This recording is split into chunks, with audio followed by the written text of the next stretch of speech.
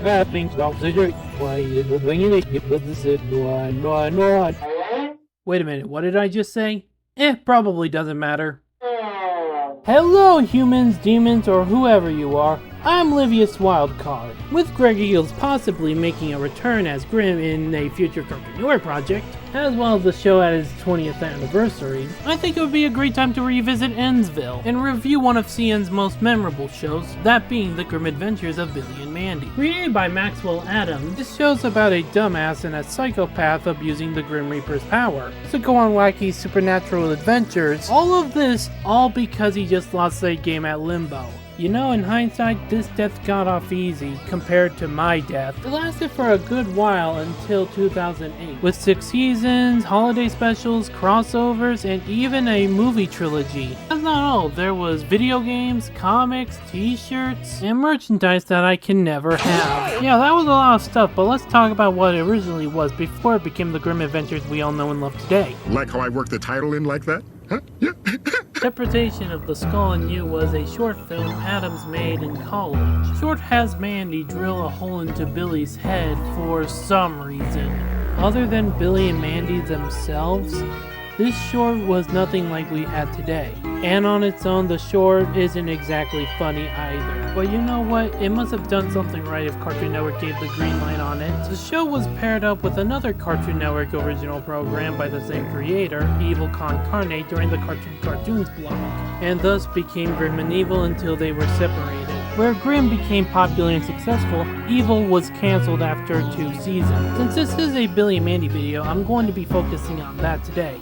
With that being said, I'm totally down with doing an Evil Con Carne video in the near future. With that being said, The Grim Adventures of Billy and Mandy finally debuted.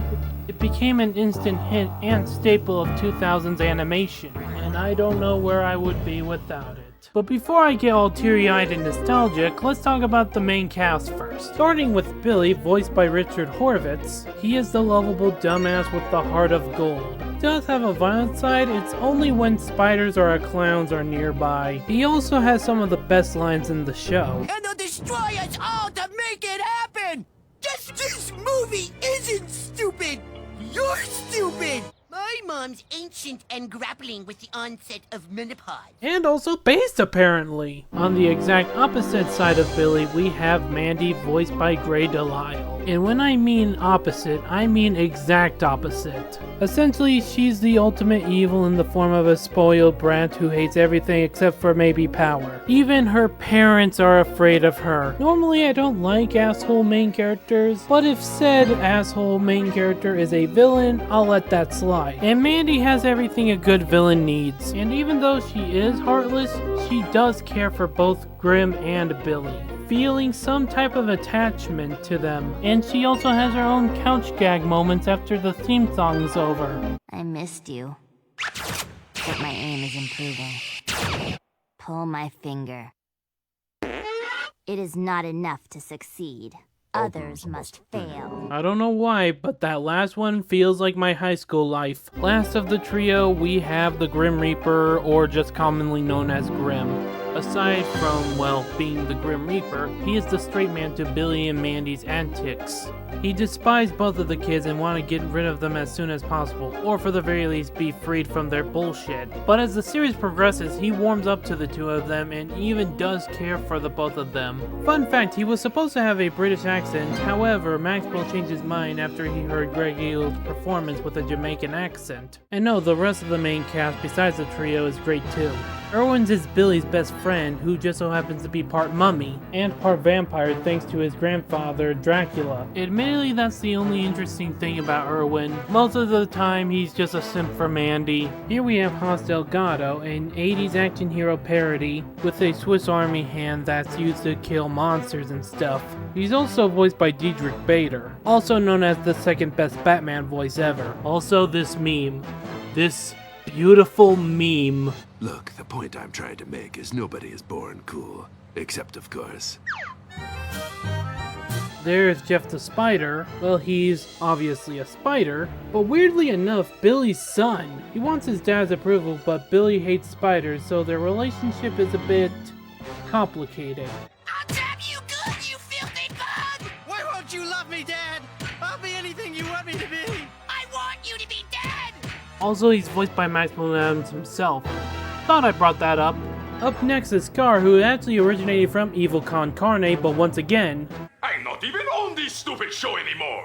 in this show, Scar is actually a retired war criminal, but always crawls back to villainy either by taking Grimm's scythe or someone messing with his garden. Eris, the goddess of chaos and Grimm's crush, but fell in love with Hoss Delgado by eating him alive. You know, if this wasn't TVY7, they totally would have been. And sometimes in certain episodes, Eris would play the twist villain. Fred Fredberger is a character you either love or you hate. But do I like him? Yes! Nurgle was a demon from the center of the earth and was the main antagonist for the first few seasons. All he ever wanted was to make friends, but the way he did that was not good. He mostly just kidnapped people or just turned them into mindless slaves. But at least he did find love with Billy's aunt and even have a son who for some reason sounds like Jimmy Neutron. I could wish I was the smartest kid in the world. I'd even get awards for just being so smart.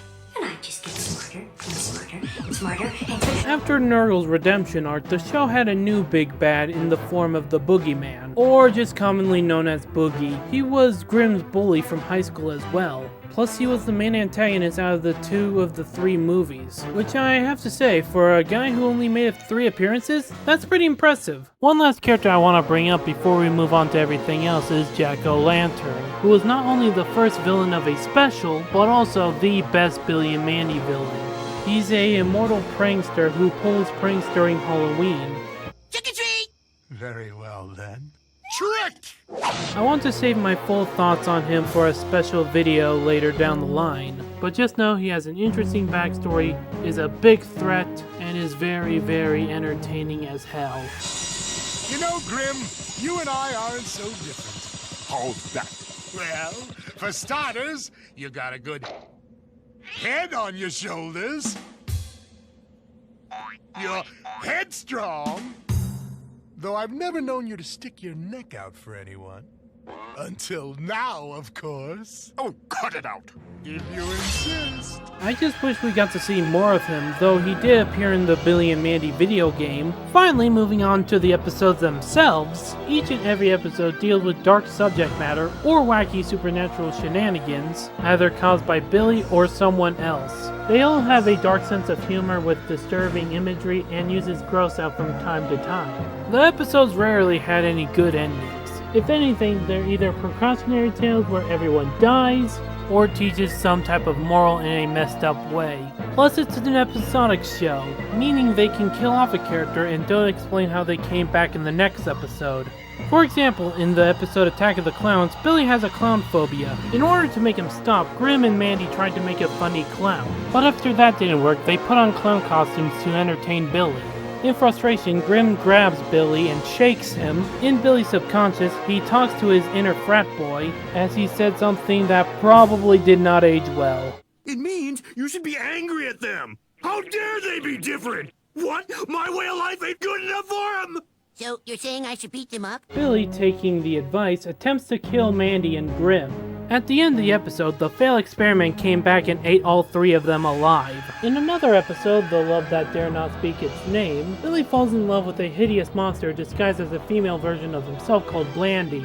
Unfortunately, she only has feelings for Grimm, so feeling jealous, Billy decides to try to kill Grimm, even on their wedding day. Wait, what the fuck was the moral of the story again? Remember, kids, love only leads to pain. Okay, good enough for me! Before I end this video, I would like to say thank you. Thank you to Maxwell Adams, Greg Eagles, Richard Horvitz, Ray Delisle, and all of the talented crew, whether they be voice actor or writers, regardless if they're still with us or not. Thank you for not only creating one of the most defining 2000s cartoons, a masterclass of comedy horror, and for being one of the first cartoons I ever watched as a baby.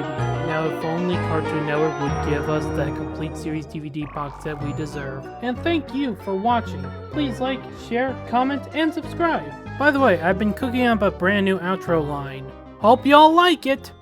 And thus our story ends. If you've been paying attention, it's because you're a nerd with nothing better to do. But what of everyone else? Who cares? They bore the snot out of me. The